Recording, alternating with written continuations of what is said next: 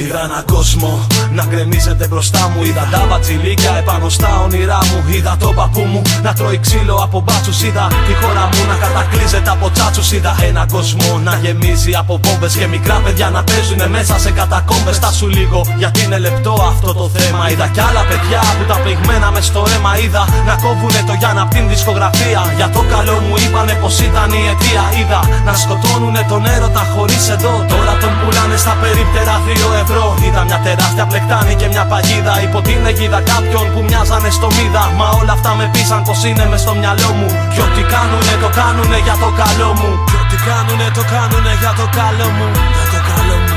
Για το καλό μου. Για το καλό μου. Για το καλό μου. Για το καλό μου.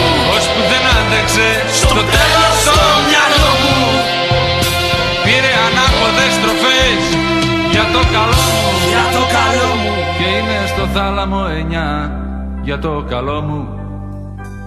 Στην ηρεμία για να βρω τον εαυτό μου.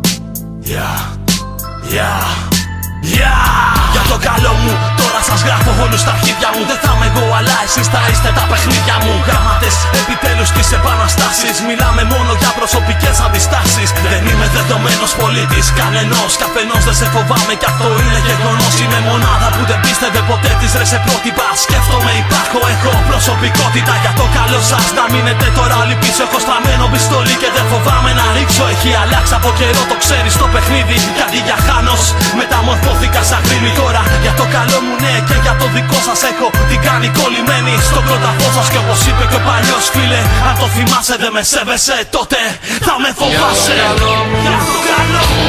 Για το καλό μου. Για το καλό μου. Ώσπου δεν άντεξε στο τέλος το μυαλό μου. Πήρε ανάποδες στροφές για το καλό μου. Για το καλό μου. Και είναι στο θάλαμο 9 για το καλό μου. Στην ηρεμία για να βρω τον εαυτό μου. Και έχω